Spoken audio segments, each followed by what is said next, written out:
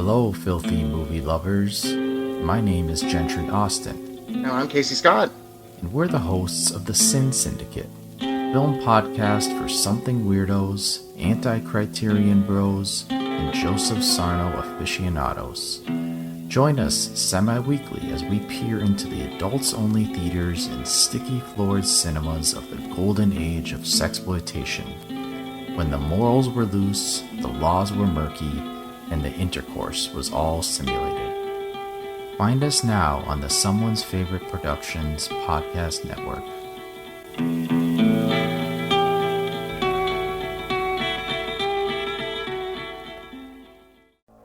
If you're looking for more horror outside of the mainstream, look no further than Unsung Horrors, a podcast about underseen horror movies. I'm Lance. And I'm Erica. Every other week, we'll cover a horror movie with fewer than 1,000 views on Letterboxd. We'll even give you double feature recommendations to pair with the movies we discuss. From gothic to shot on video, from slashers to comedies, from giallo to J-horror, we'll cover all the subgenres. So join us as we unearth these hidden gems of horror. Follow us on Instagram, Twitter, and Facebook, all at Unsung Horrors, available wherever you listen to podcasts. And part of the Someone's Favorite Productions podcast network.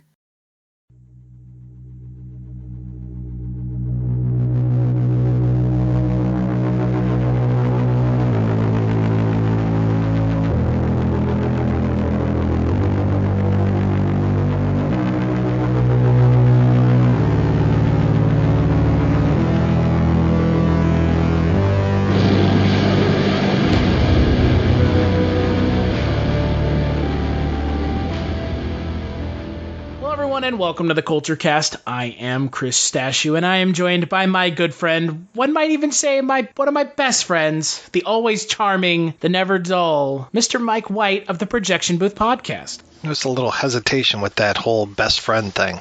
No, it's not. Get out of here. That's a lie. Is it? And on this episode of the Kulturecast, we're going to be talking about 2019's most anticipated film. I don't think that I am outside of my depth in saying that. We're going to be talking about a little film you may have heard of called The Curse of La Llorona. No, I'm just kidding.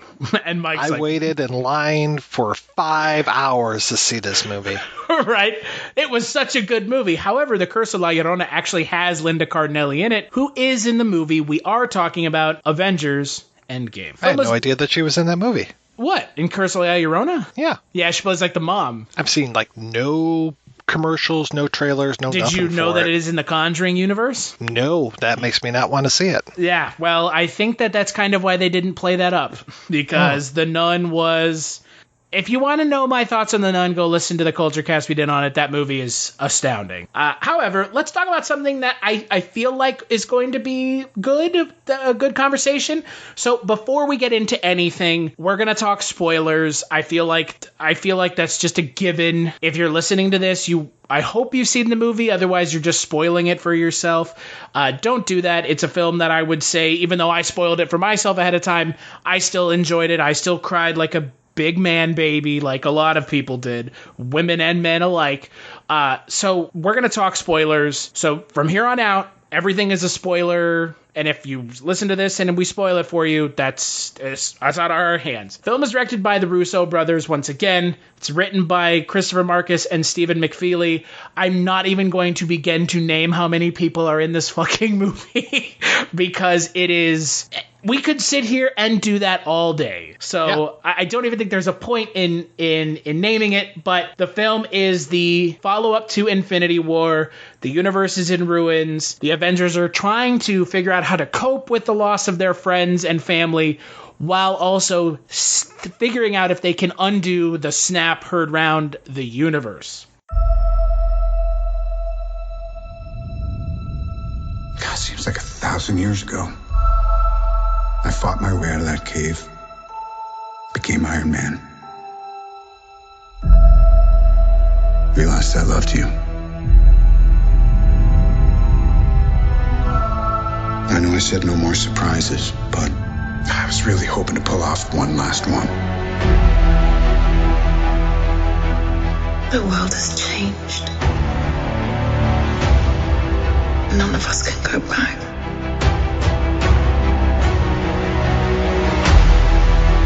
we can do is our best. And sometimes the best that we can do is to start over.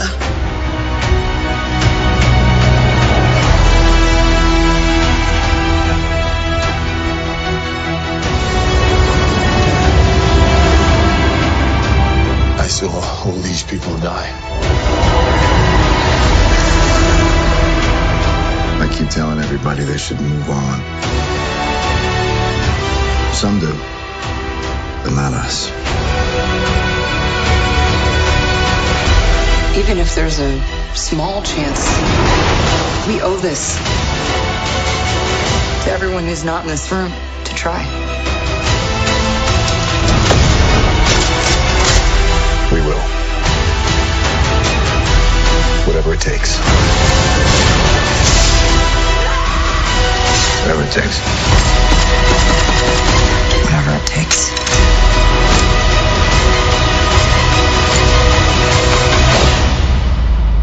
Whatever it takes.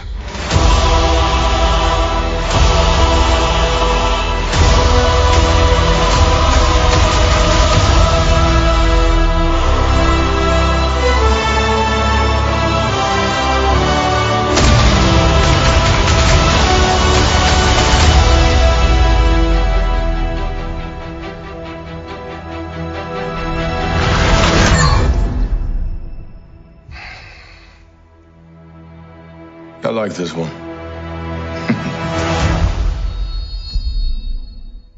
So, Mike, big question of the day. What did you think of Avengers Endgame? I enjoyed it. I enjoyed it a lot. Was it a perfect film? I don't think so. There could have been a couple things that were better, but you're between a rock and a hard place trying to tell a story like this, and I think they handled most of it as best they probably could. There are a couple things that they could have done better, but I'm sure we'll talk about those along the way. Yeah, I mean, the problem with a film like this is the expectations with what it had to be, what people wanted it to be, and what people expected it to be were three very large planets all coexisting in the same orbit, and satisfying each of those three things was never going to be something that the film could do, but it could satisfy enough of each to make a film that is being praised unanimously. Essentially. I mean, there are some naysayers out there, and there are always going to be. Armin White is a professional troll. He didn't like Get Out. Good for him. There are going to be people that don't like this movie. There were people that didn't like Infinity War. They said it was boring and trite, and that's fine. You're allowed to have your opinion. However, on this film, you're wrong. This film is an event. It is something that I think we will never see again in film. It is the culmination of so many films that I just don't realistically think there's ever going to be another movie like this. And I'm not trying to blow this out of proportion. I would assume you agree with me. Like, it's It's just like it's a thing. Like you said, you were giving me a hard time because I was acting like a dick about it before it came out. This is an event. This wasn't just a movie. Exactly. I was so excited about this movie, and I don't care. I don't care who knows it. I mean, I was seeing a lot of weird comments on Twitter where it's just like, basically people who like Marvel movies are garbage. They have no discerning taste, any of that. You won't see the engineer that slams the Nissan Rogue's door 13,920 times. Or the corrosive chamber that simulates 15 years of life in 5 months. Or the Rogue heat-baked for over 300 combined hours. What you will see is a vehicle that can take punch after punch and keep rolling. Nissan, #1 in new vehicle quality among mainstream brands by J.D. Power. We put it through the worst, so you get its best. For J.D. Power 2025 U.S. Initial Quality Study Award information, visit jdpower.com/awards. Awards based on 2025 model year. Newer models may be shown. Have you ever wanted to dive deeper into the horror movies you love? Beyond the Blood is a horror podcast for fans who want more than just surface-level screams. We do deep dives into the movies that shaped us, digging into director commentaries, behind-the-scenes stories, deleted scenes, and the special features that most people skip. Each episode is a love letter to the genre. We break down how these films were made, the creative risks that paid off or didn't, and the lasting impact they've had on the genre as a whole. From 70s slashers to modern nightmares, we celebrate the craft, chaos, and characters that keep us coming back. If you're the kind of fan who rewatches movies with the commentary on, or you simply grew up in the video store horror aisle, the Beyond the Blood podcast was made for you. New episodes every single week. Subscribe, and let's dig deep. welcome to the Beyond the Blood podcast. Kind of stuff. I don't care. I have been a sucker for these movies since day one.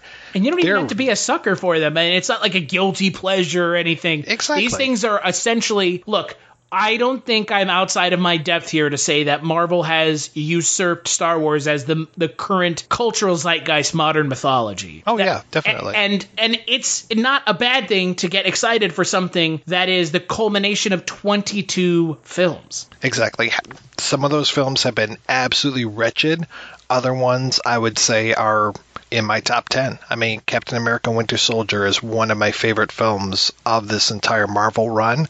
And then outside of that, it's also just a great film. And the thing is, if it were the Star Wars universe, they wouldn't reference the bad movies. But in this film, in Endgame, they reference the bad movies. They go back to one of the bad movies. A film that was a box office failure from a critical standpoint and from somewhat a financial standpoint with Thor Dark World. They go back to that movie in this film. Yeah, which was kind of amazing. And I'm glad they knew that maybe people didn't remember that movie and they took extra special care to make sure we remembered what happened in that film. Yeah. So I think we need to get kind of the big spoilery things out of the way first, because I think that's obviously the big topic of discussion with the film is who lived and who died. Right. And it was pretty much obvious going into this. I was just like, okay, Cap and Iron Man are not going to make it through this movie because one or the other, but not both.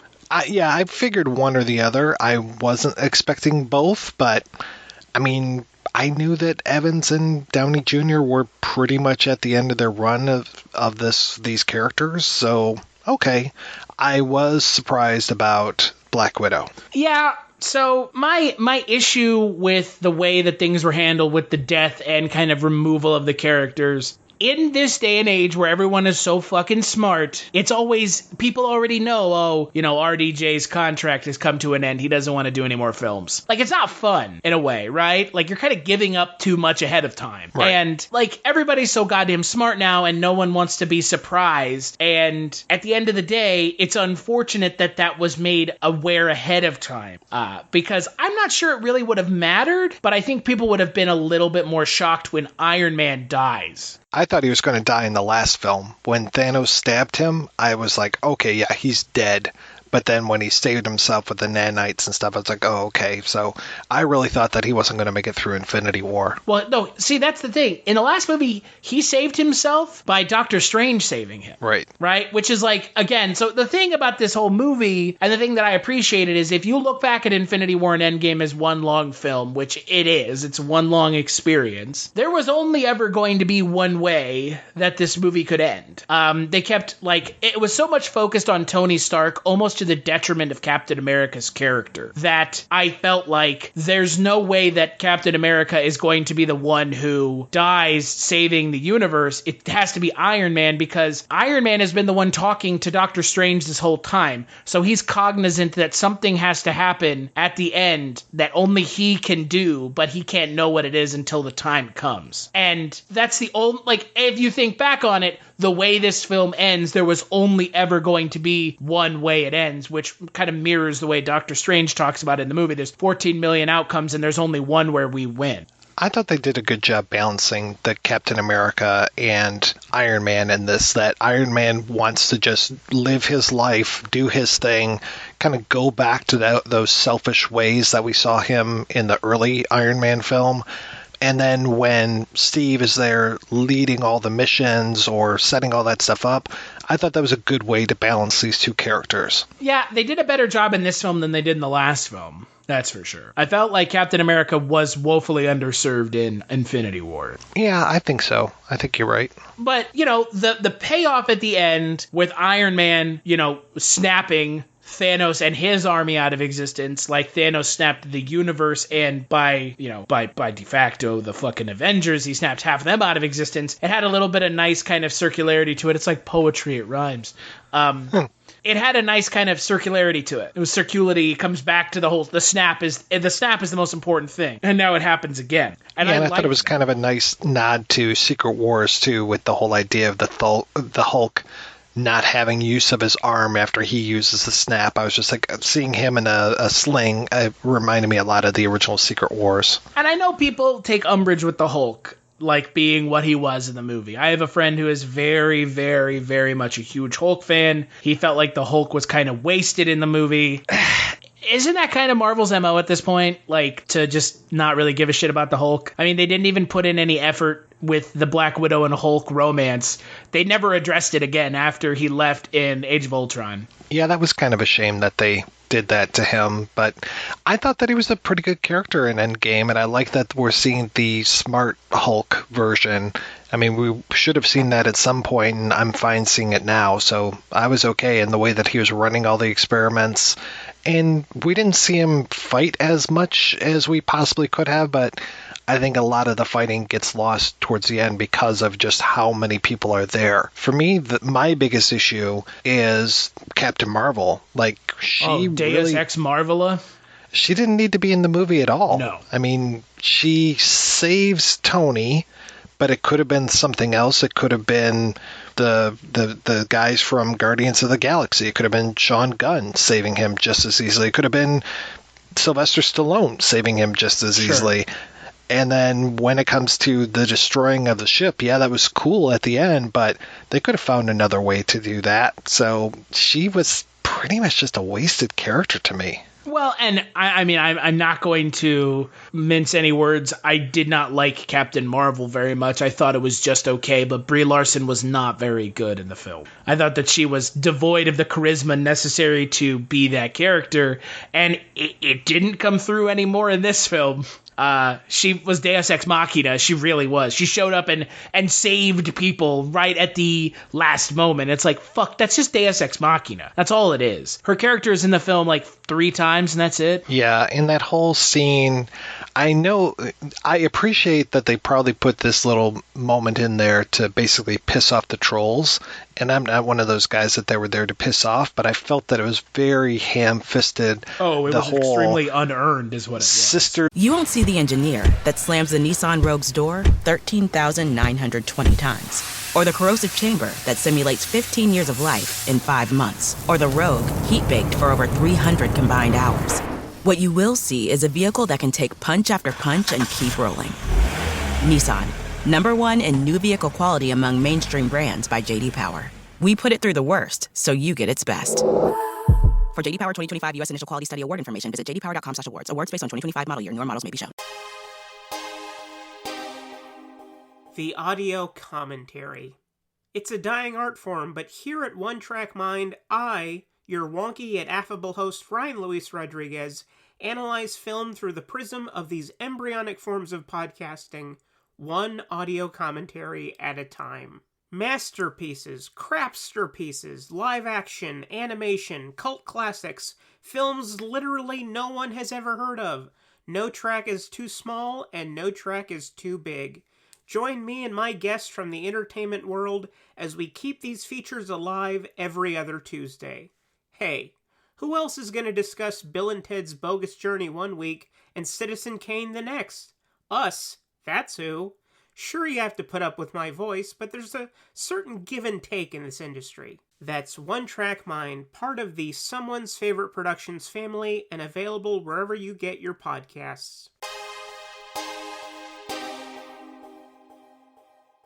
Are doing it for themselves montage there towards the end where it's just like, really? Even Mantis is here? Like, we're going to have all these female characters just happen to be in the same place at the same time? Like, it worked kind of in Endgame or Infinity War with Wanda and Black Widow and the one from Black Panther, having those 3 fight against the one female character that works for Thanos.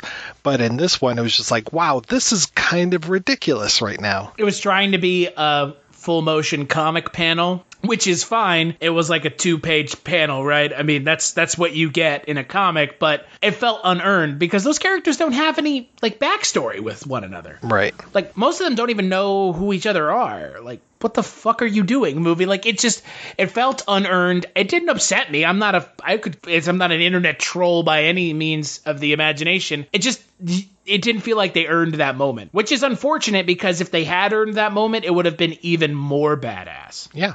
It just felt unearned. And yeah, Mantis being there is kind of like, Mantis has not proven that she can do much of anything other than subdue people who are already being subdued. It's your character is not exactly like a warrior. I'm not intimidated by Mantis either.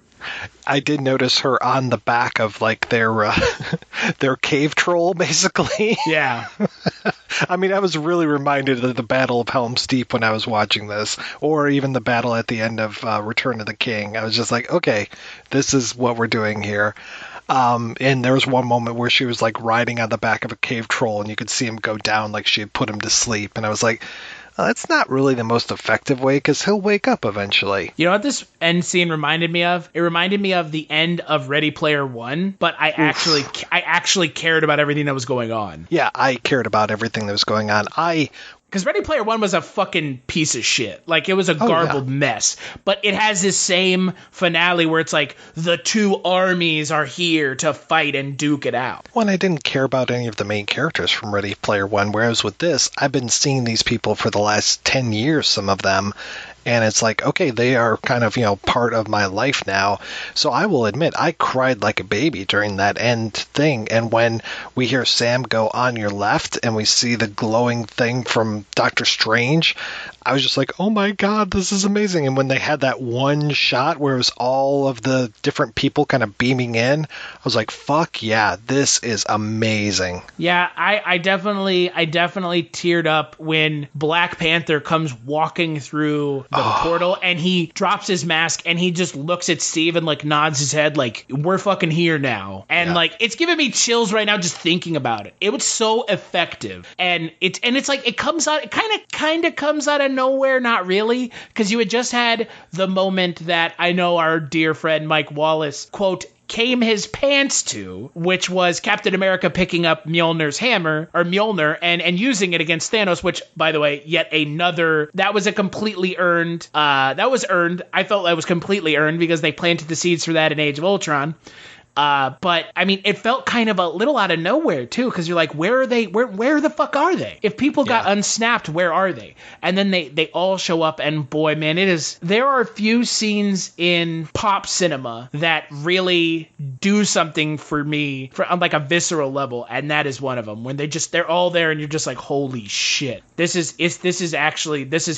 This is the payoff we've waited for 10 years is here. The other moment that got me during that whole scene was when Peter Parker is rushing the Infinity Gauntlet down the field, and I was just like, oh my God, I love this version of Peter Parker. I was so happy to see him, and I was just so thrilled that he was the one carrying the Infinity Gauntlet. I was like, oh my God, he's so pure of heart. The Peter Parker is so great. I was just so excited. I felt like such a stupid kid, but I was just so excited to see it. It should have been Andrew Garfield. You know what I'm saying? No. No, never again. No. Though there was a really wasted opportunity to me, which was some of those portals open up. We're getting Deadpool. We're getting X-Men. We're getting Alpha Flight in there. Fantastic Four. Come on. Well, I mean, look, that's kind of the thing that I wonder about with this movie is if the Fox deal had been closed like 2 years ago, I think we would have gotten something like that.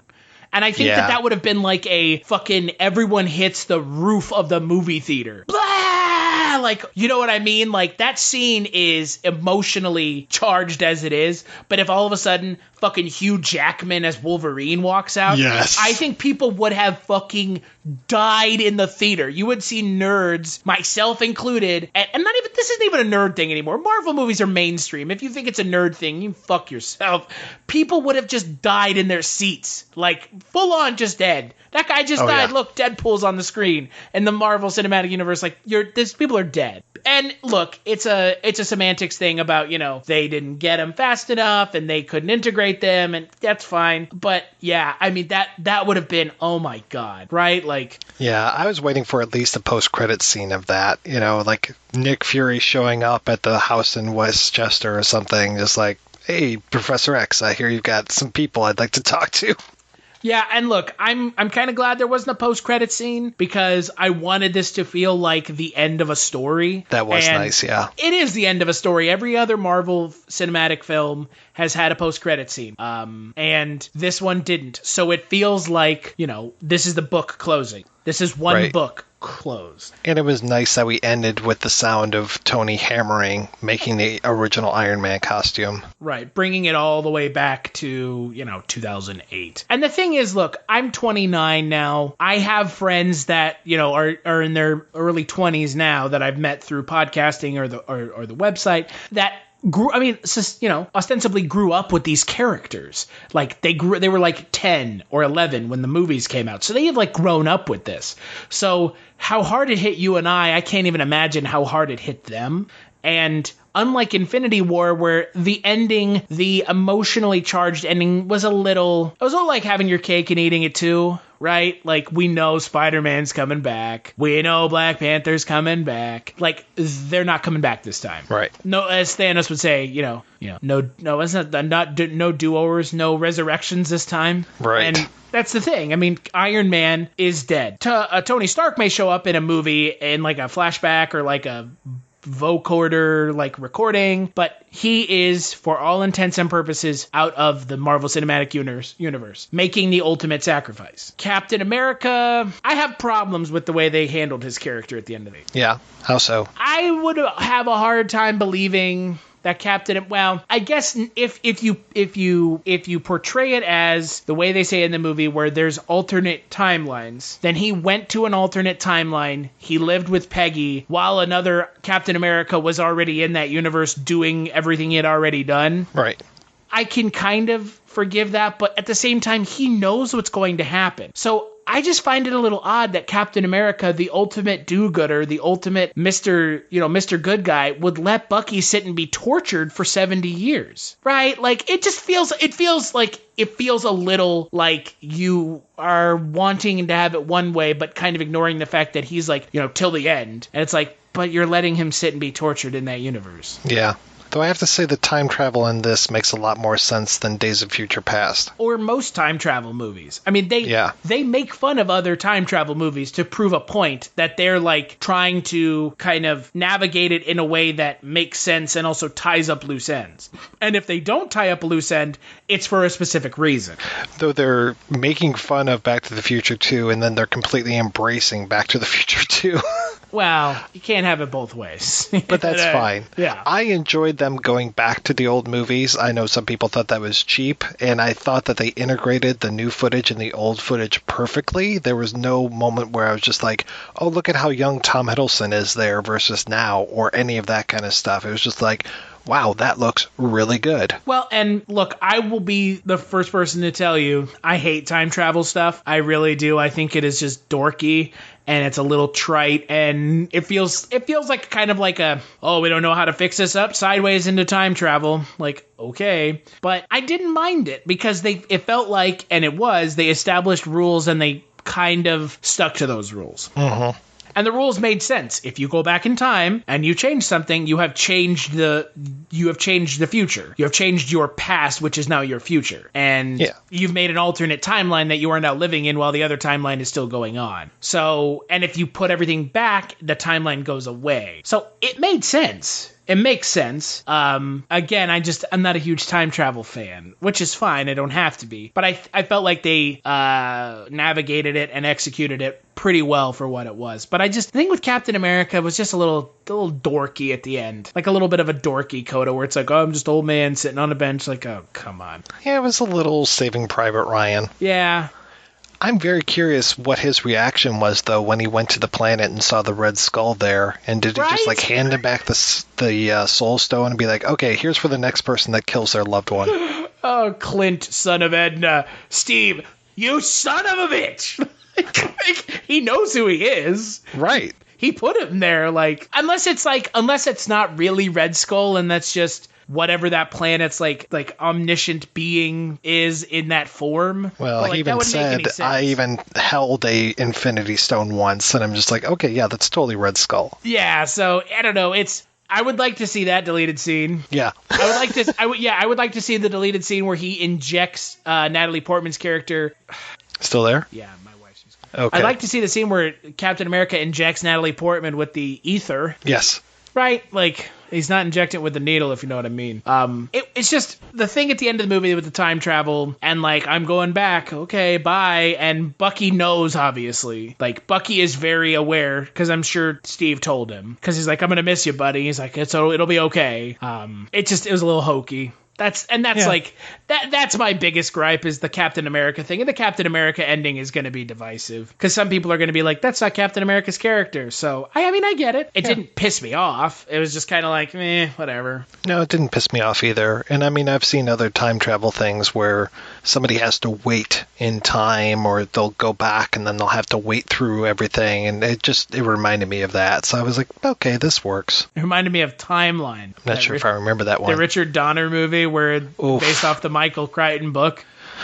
I watched that once. Yeah, it was pretty great. But Gerard Butler's character does that thing where he like stays back in the past. And then when they get back to the future, it's like, oh, here's his crypt with his queen and he stayed in the past. I thought that they were, when they see something at the end and they look over, I thought it was going to be a tree there with a heart that had like SR plus PC on it. And then it'd be like, oh, he left this message for us. He's somewhere out there, but he left this message for us at some point in time. Yeah, no, I think they definitely beat you over the head with what happened. Oh, yeah. They really beat you over the head with it. And look, again, I don't think that there was ever going to be any other way this film was going to end than having Captain America and Peggy back together. Yeah.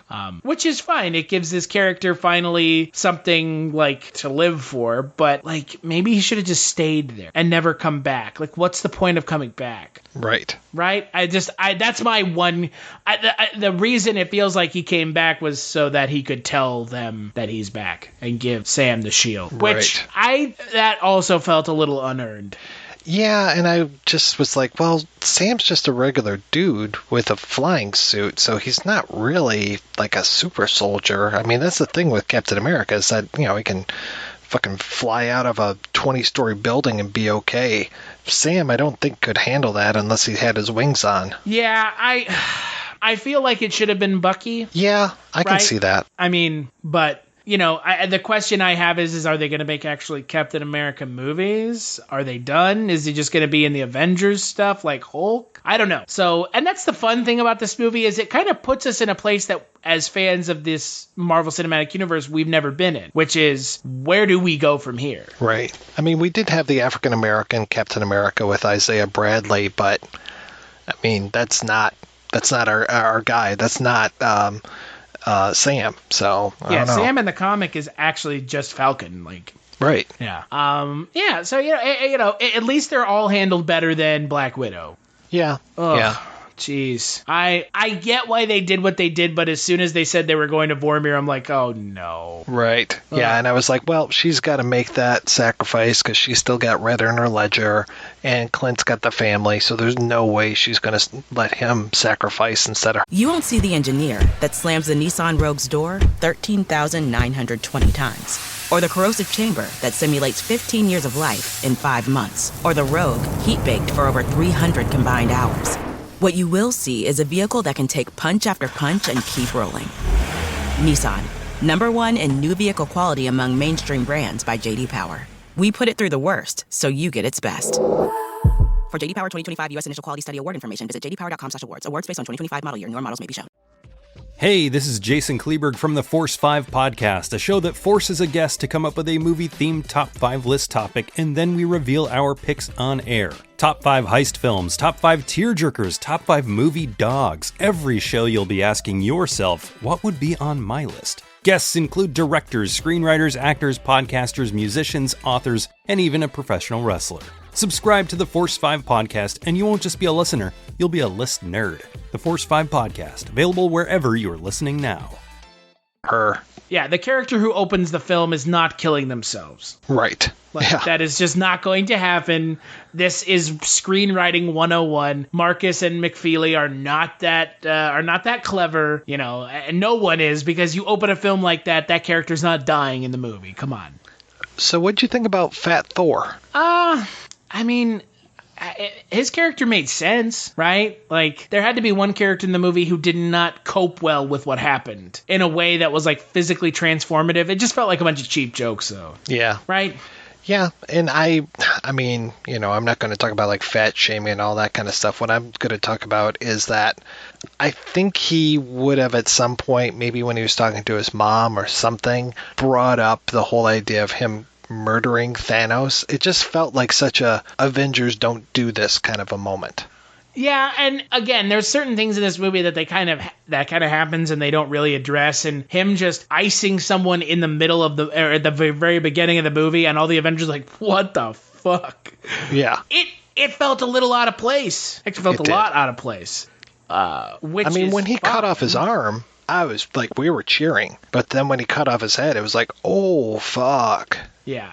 It was a little much, which is fine. I mean, with the way the last film ended, where a bunch of characters for the head. Yeah. Well, and also with the snap and all these characters die. I mean, he kind of had it coming, but it wasn't great. It was not great. It honestly was it felt a little weird to me, because at the end of the day, Avengers don't do that, like you said. Yeah. They don't just kill with wanton abandon, out of anger, nonetheless. Mm-hmm. But the thing with Black Widow. Look, she's getting her own movie. It's clearly going to be a prequel now. But look, Scarlett Johansson always felt mishandled in the film anyway. I thought there already was a prequel. Wasn't it called Red Sparrow? Oh, dear God. Yeah, the worst movie I saw last year. Jesus H. Christ. Hopefully it's... Anna? Oh, dear God. What? Anna? The new film Anna? Oh, is that another one that's just like that? It sure looks like it. Oh, God. That's a Luc Besson joint. What is it with, like, female Russian spies? Like, why is that a thing?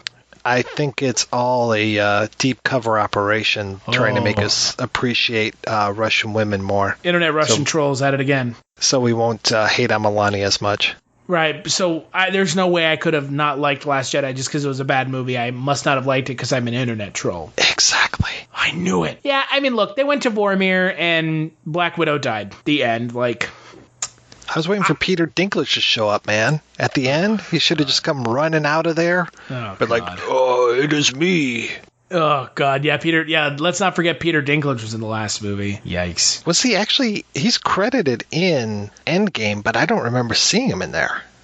Maybe he was at Iron Man's funeral? Could be. William Hurt was there. Yeah, I saw that. And then I saw the kid from Iron Man 3, and I had no fucking idea who that was. And everybody, not everybody, many people in the audience said, who is that? That's like Ty, I think his actor's name is like Ty Simpkin.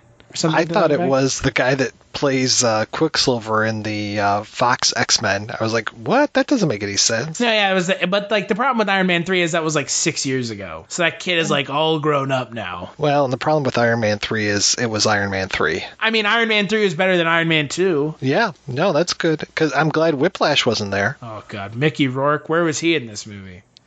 Guys, can we stop doing this whole CGI thing of putting War Machine inside of the suit? Because that looks awful. Oh, you mean where it's like just his face? Yeah, and I mean, they did that with Mark Ruffalo in the Hulkbuster last movie, and I was like, this looks like ass. What are you guys doing? Just fucking build a suit. I mean, they did it for Iron Man. Yeah. Yeah, I don't know. It's, again, the CGI is good, but there are some times that aren't great. Anything with War Machine being one of them. Yeah, I used to like Don Cheadle a lot more than I do now. He's also kind of a charisma vacuum in these movies. I'm like, I just don't care. I like Don Cheadle in these movies, actually. Okay. Better than Terrence Howard. Oh, next time, baby. Oh, God. Terrence Howard just... Can you imagine if he was still in these movies? Oh, God. We've come a long way. Yeah. We've come a long way in 10 years. If we're going to swap around some characters, why don't we just have Idris Elba be War Machine? Now that I could get behind. Just recast him every couple years? Yeah, sure. Yeah, with a film like this, with all the stakes that there were and all the kind of everything that was put on this film, I like that it executed most of the things pretty well. well. It gave us an interesting middle where you've got characters going and doing something that we never thought we'd see, which is time travel. The beginning, however, is really slow. Beginning is slow, but I think fault. Yeah, I think they kind of needed to do that, especially with the whole Ant-Man return, and just show how devastated the world still is.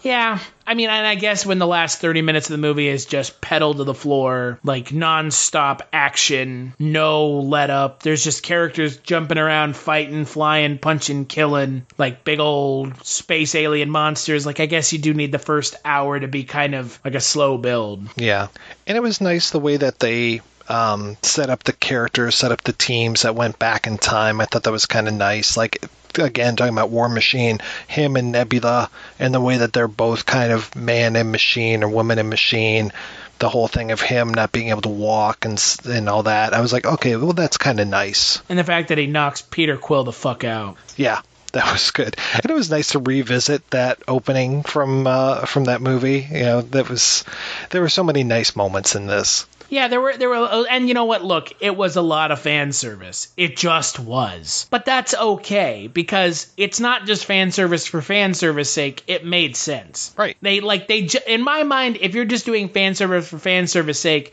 you're putting the monster from Nightmare at 20,000 Feet as a little toy on the beach in the new episodes of The Twilight Zone. That's fan service because you can. This is fan service because it's serving a purpose. It actually has like a meaning and a reason to happen in the story. And at the end of the film, you understand this is this huge journey that they've had to go on, and this is the conclusion of it. So, of course, this is the terminus for these characters, these 6 original Avengers, so we're going to go back and visit kind of the greatest hits. And change some things by accident. Right. Like kind of give Loki...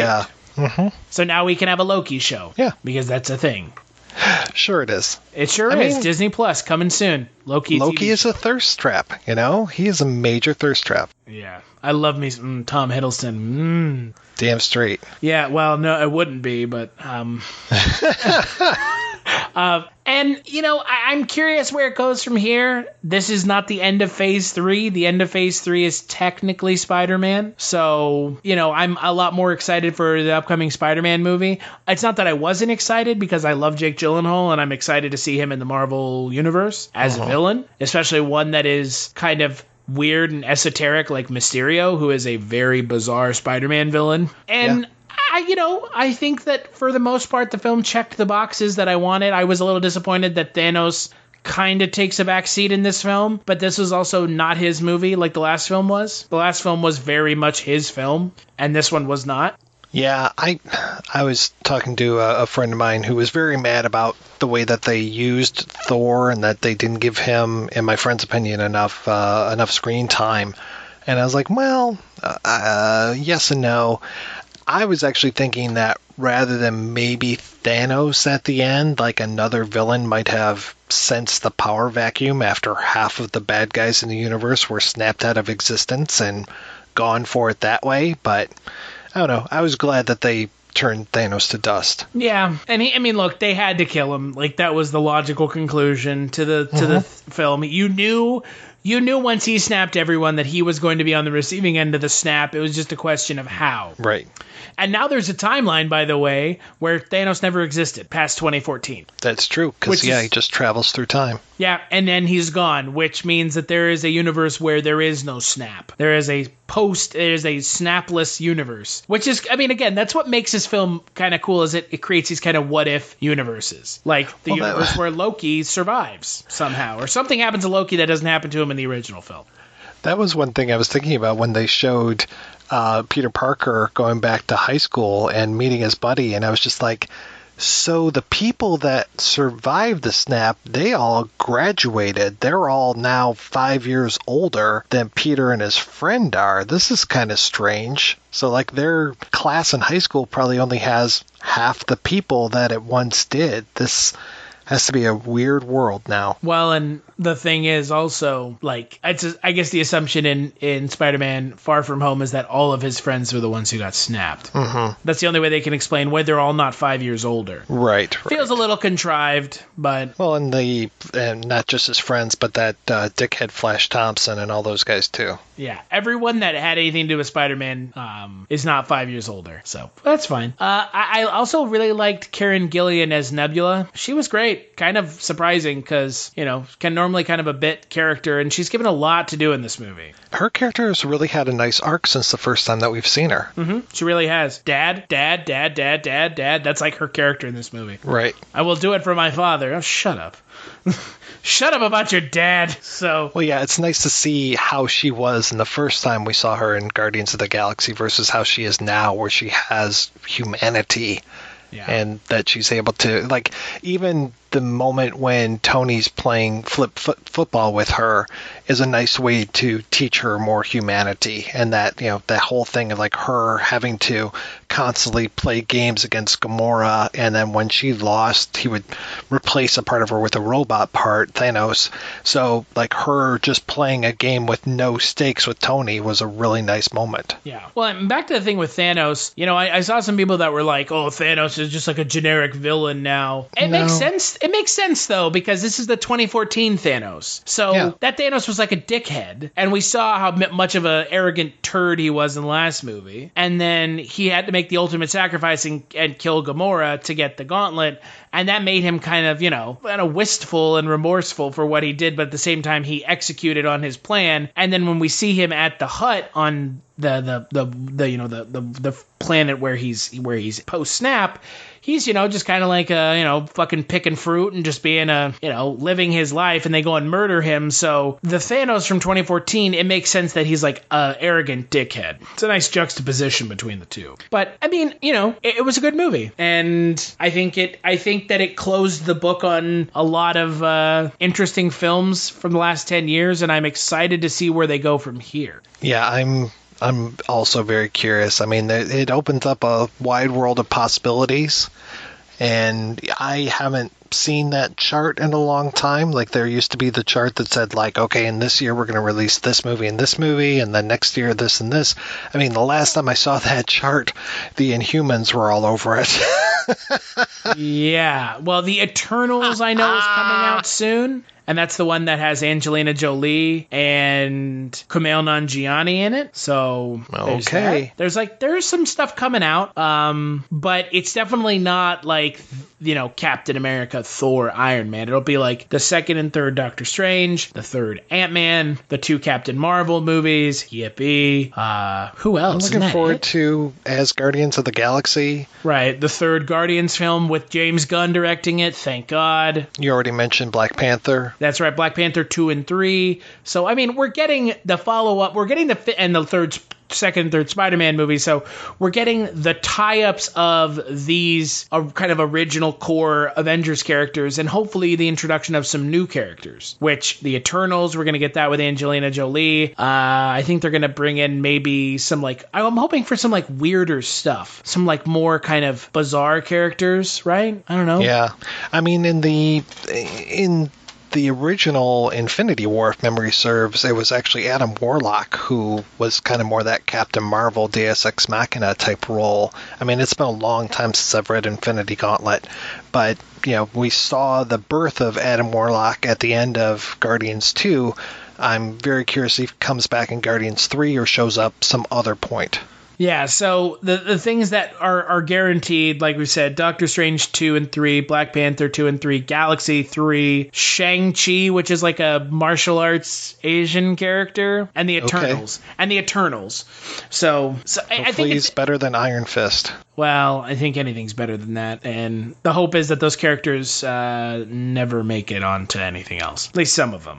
I can handle a Jessica Jones movie. Jessica Jones was probably the best of all of them. So anything else you want to talk about? No, I don't think so. Yeah, that trailer for the new Star Wars looks pretty good. Yeah. Sure. Yeah. Emperor Palpatine's back, guys. Yeah, I mean, are they just basically saying... You won't see the engineer that slams the Nissan Rogue's door 13,920 times. or the corrosive chamber that simulates 15 years of life in 5 months, or the Rogue, heat-baked for over 300 combined hours.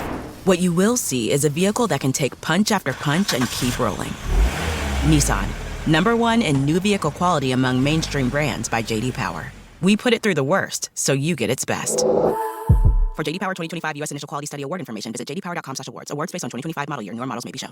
We're going to undo everything that happened in the last movie. Because, I mean, even saying The Rise of Skywalker, I'm like, so she is a Skywalker? I mean, someone in the movie is a Skywalker, right? Someone has to be. And what is dead is not necessarily gone, according to Luke in the trailer, which means we know he's going to be in the movie in some form or fashion. And then just, I mean, that whole, like, every legend has a beginning, blah, blah, blah. I'm like, God, I remember 1997 when you guys were showing me the trailer for, or 98 I guess it was, for the Phantom Menace. It was the same shit in that trailer. Well, the good thing is Bob Iger has said that there will not be another Star Wars movie for a while of this like main trilogy or main kind of Skywalker storyline, which is good because I, for one, am burned the fuck out. I don't have an interest anymore other than seeing it through to the end, which is unfortunate because I used to really like Star Wars, but Marvel is much better and they're handling, like, it just goes to show you the people in charge handling Marvel, Kevin Feige, know what they're doing more than Kathleen Kennedy over at Star Wars. It's unfortunate. It's unfortunate, but it's the truth. So,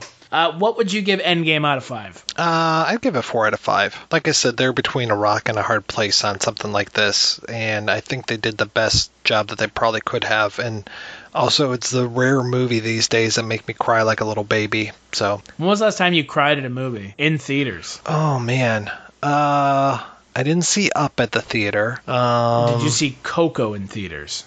I didn't see Coco in theaters. That Coco movie made me cry too. Coco made me cry the most. Dude, Coco. So, Coco, I was watching it with my wife and she was going out to dinner with some work friends and we were like 2/3 of the way through it and I was like bawling. And she's like, am I okay to leave you? And I was like, I don't know, just leave. I was like, just leave me be. Dude, oh my God. Coco just like, I don't think I'm ever going to watch it again because I know what happens if I watch it. It is like a gut punch and then some. So I can only think of one thing that would have made Endgame better is at the very end of the battle after everything is done, Phil Coulson shows up and says, what did I miss? Oh my God. Were you disappointed that Captain America and Iron Man didn't get to have like a final scene together? Not necessarily. I honestly wanted Phil to be in one of these movies. I wanted him to be driving the car that crashed into Nick and what's her name in the end of Infinity War.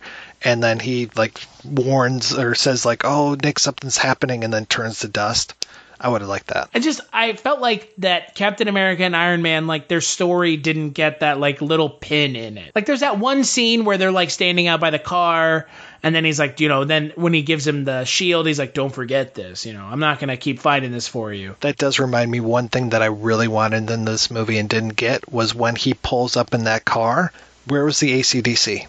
Wow. No, I'm being absolutely serious. Like, when he shows up in Germany in the first movie and the AC/DC is playing, I'm just like, fuck yeah, here's Iron Man. And then I was waiting for, something when he comes rolling up in that Audi. I was just like, yeah, here he comes. And it should have been da-na-na-na-na-na-na. Something should have been on the soundtrack. So here's a weird thing, and this is what we're going to close the podcast out in. So in the movie, Iron Man mentions that Chris Hemsworth as Thor, Fat Thor, looks like the Big Lebowski, right? And in this universe, therefore, the Big Lebowski movie exists. So was Tony Stark in the first Iron Man movie wondering why Obadiah Stane looked oddly like Jeff Bridges from The Big Lebowski? Yeah, it is. Because Iron Man made the reference too on top of everything else, so he's seen it. It's a very slippery slope. Yeah, right. And to similar point, and this one is even better. Spider-Man makes a reference about Star Wars. Does he wonder why there's a guy who looks just like Mace Windu that he knows? Maybe I'll ask him that in the next Spider-Man, because I think that's where... You look kind of like Mace Windu, you know that? Who? Yeah, that's where he and Nick will square off. Right, but you know what I mean? It's like you said, slippery slope. I mean, you're making movie references inside of movies, but you also, because of the far-reaching grasp of the MCU, have cast those goddamn actors in your movies. Careful, guys. I was a friend of mine, Chris Perlmutter. He was just shit posting like crazy the other day, like posting fake Infinity War spoilers, Endgame spoilers, and he had one moment where it was Captain America, played by Chris Evans, meeting the Human Torch, played by Chris Evans. I mean, they almost have something like that in this movie where it's Captain America fighting himself. And then they have, I can't tell if that was like a subtle dig at DC where he's like, Bucky is alive, Martha. That's kind of, it was a little like, it's just fine because the DC universe has officially been kicked hard after this movie. The DC universe should stop, full stop. You're not going to make a movie that makes $1.2 billion in 3 days. So you need to maybe figure that out and move on amicably into something that isn't a Joaquin Phoenix Joker movie. It was fucking crazy. I went to see this at the theater Thursday night, and of course it was sold out, but as I'm coming out of the parking lot, into the parking lot, it is just cars forever. I've never seen my theater that full, and we passed that theater several times over the weekend.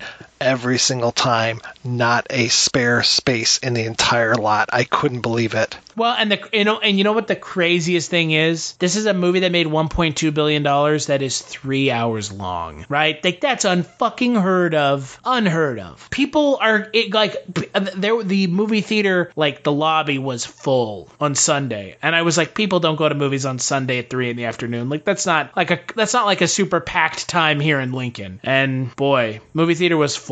I was sure glad that my local theater has gone to the pick your seat thing, because then I was guaranteed a seat. I didn't have to show up in a timely manner, but oh my god, if they hadn't, it just would have been, the lines would have been crazy in the hallways. Yeah, a complete fucking nightmare. Remember when you had to wait in line to see a movie? I sure do. Yeah, so do I. It was called Phantom Menace. Oh, I'm sorry. Yeah, well, it's okay. We all make mistakes. So, as for me, I would give this film a 4 out of 5. It was a fun and satisfying conclusion to one of the more kind of mainstream pop culture things that has really taken grasp of the culture and become a cultural zeitgeist in a way that I don't think Kevin Feige in his wildest dreams could have come up with. But now he goes to bed every night covered in $100 bills going, see, I told you guys I was right.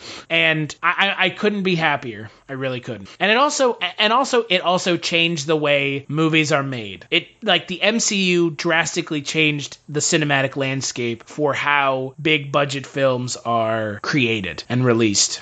Yeah, somebody pointed out the other day that they have made more Marvel films over the last 10 years than they have made James Bond films since his inception. And I'm just like, yeah.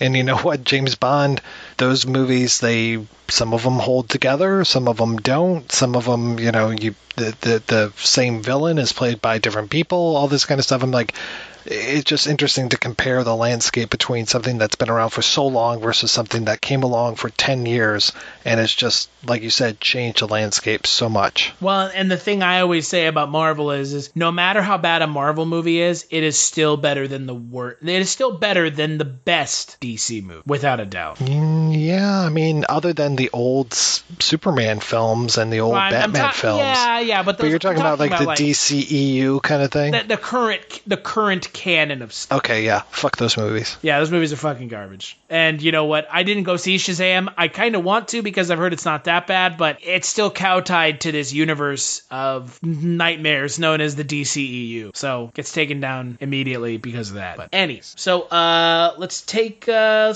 quick break and we'll play a preview for the next Kulturecast. Give or take a few thousand. I figured the loot on this deal at $2 million. There should be that much in the track offices.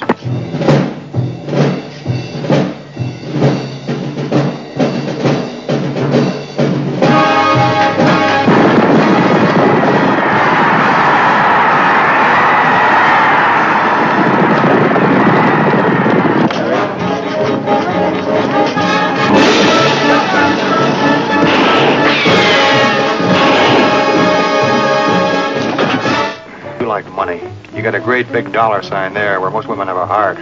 So play it smart. Stay in character and you'll have money. Plenty of it. George will have it. He'll blow it all on you. Johnny, I'm no good for anybody else. I'm not pretty and I'm not very smart, so please don't leave me alone anymore.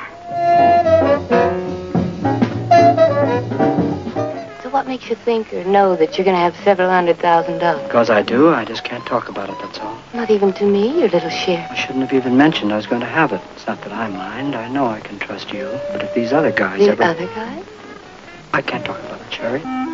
You've been talking. Now you spilled to her. I didn't, honest. What, do you think I'm crazy? I wouldn't... Jerk, you clown! Come on, clown, sing us a chorus from Pagliacci. Hey, where's the jerk? Where's George?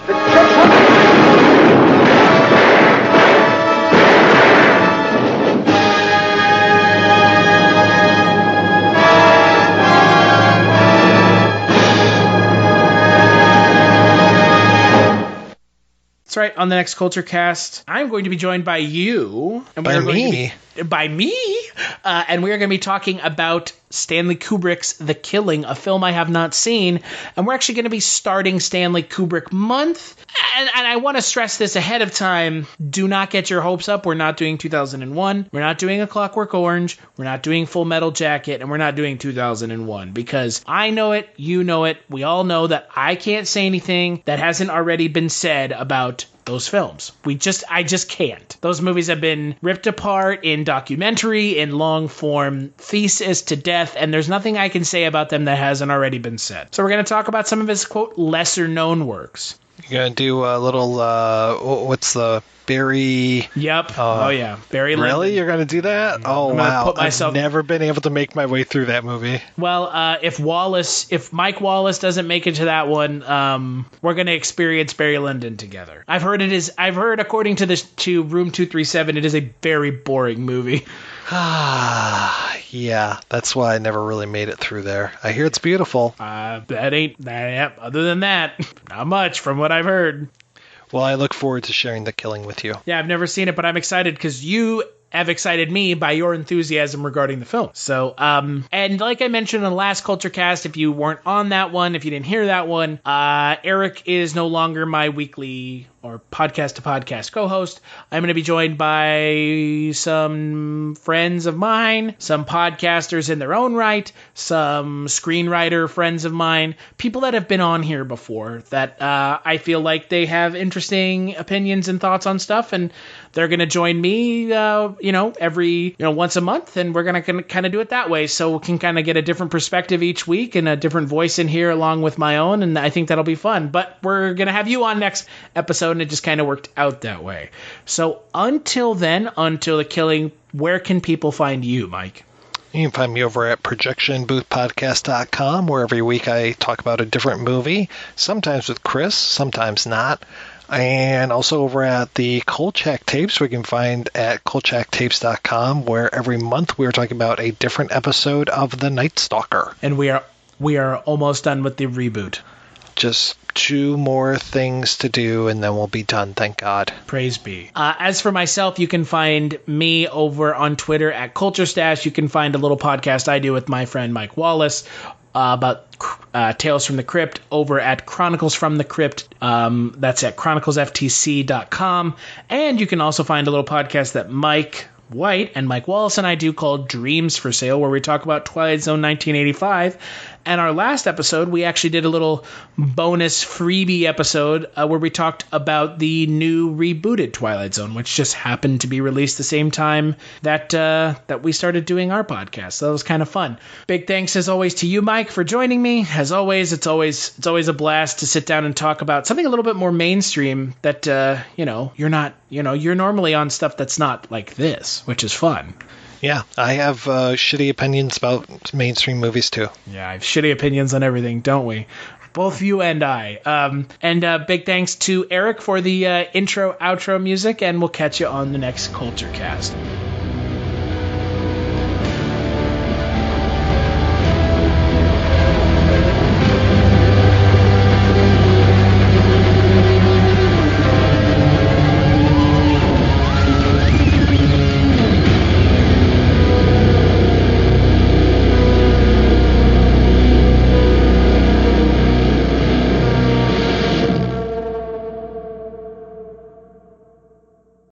Hello and welcome to Tumbleweeds and TV Cowboys. My name is Hunter. In this podcast, I'll be joined by a different guest each week to discuss a classic Western movie or TV show. I've been a fan of classic Westerns for as long as I can remember, and in recent years, they've become very nostalgic for me. I love the aesthetic, the tropes, and I love seeing different filmmakers' takes on them. At their best, they're incredibly entertaining, rewatchable, and some of my all-time favorite movies are Westerns. We'll mostly focus on Western movies made in Hollywood, but we'll also be covering spaghetti Westerns, and one thing I'm very excited to get into are Western TV shows. I've got some amazing guests coming on the show, film professors, historians, and podcasters. And Tumbleweeds and TV Cowboys is part of the Someone's Favorite Productions podcast network, and many guests on the show will be from other shows on the network. Thanks for listening.